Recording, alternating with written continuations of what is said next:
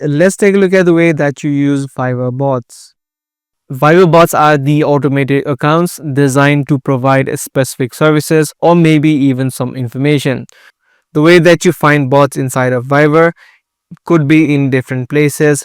The first way you find bots is through the search bar. So open up the app of Viviver, and then on the search bar on the top, search for any bot that you're trying to look for.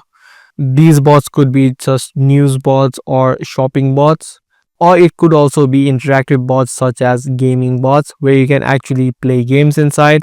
So on the top right, just search for the keyword that you're trying to look for.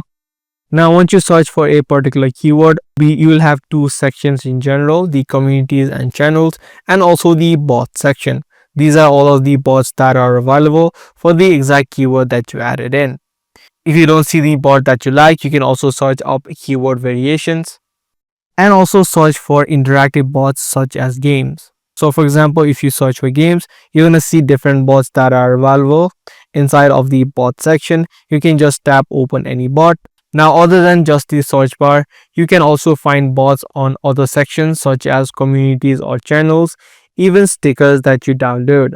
When you download stickers that are part of a certain campaign, you may be automatically subscribed to a bot as well. For example, this is a channel that I just opened up, and this bot is automatically enabled. As I said, these bots can also be enabled in different sections such as communities or channels. You can just tap on get started and start interacting with these bots, which may have different features. So that's all there is in using bots inside of Viviver. Do give this video a thumbs up and also make sure to subscribe for more future videos just like this. That's all for today. I'll see you in the next video.